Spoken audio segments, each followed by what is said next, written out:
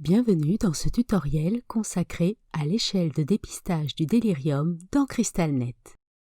Pour une compréhension optimale, nous vous invitons à visionner le tutoriel Données cliniques centralisées, présentation générale.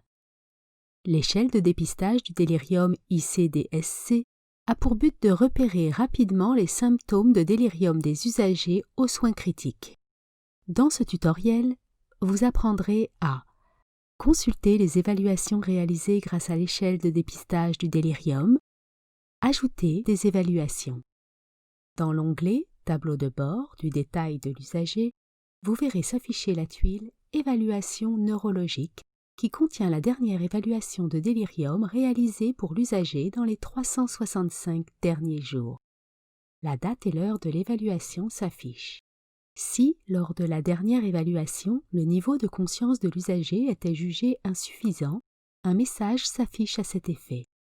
Sinon, une brève description de l'état de l'usager, léger symptôme, normal ou délirium, est indiquée, suivie du résultat de l'échelle de délirium sur un total de 8.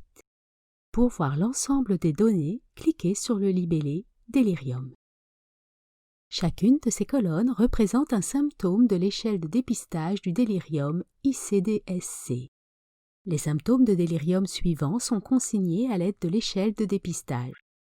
Un niveau de conscience altéré, de l'inattention, de la désorientation, des hallucinations, des illusions ou une psychose, une agitation psychomotrice ou un ralentissement, un discours ou une humeur inappropriée, une perturbation du cycle d'éveil et de sommeil, et une fluctuation de ces symptômes.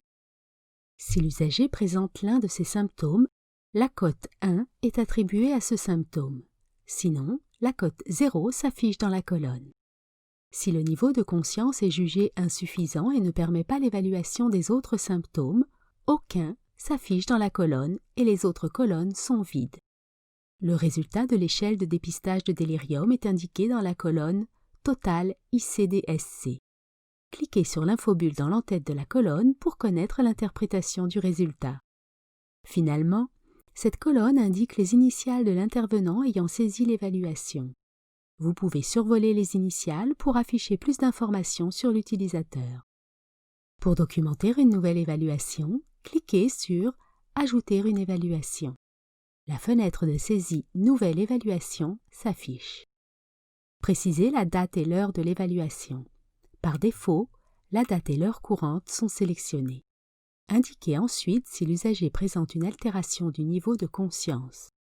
Si le niveau de conscience de l'usager est jugé insuffisant, il est impossible de poursuivre l'évaluation. Si son niveau de conscience permet l'évaluation, cochez tous les symptômes s'étant manifestés de manière évidente chez l'usager au cours de la période ciblée pour l'évaluation. Si vous n'avez observé aucune manifestation d'un symptôme ou si l'évaluation d'un symptôme est impossible, ne cochez pas l'élément. Au besoin, cliquez sur l'infobulle pour obtenir plus d'informations sur un symptôme. Cliquez sur « Enregistrer » pour valider cette nouvelle évaluation ou sur « Annuler » pour annuler la saisie. Le résultat est calculé automatiquement et s'affiche dans la colonne « Total ICDSC ».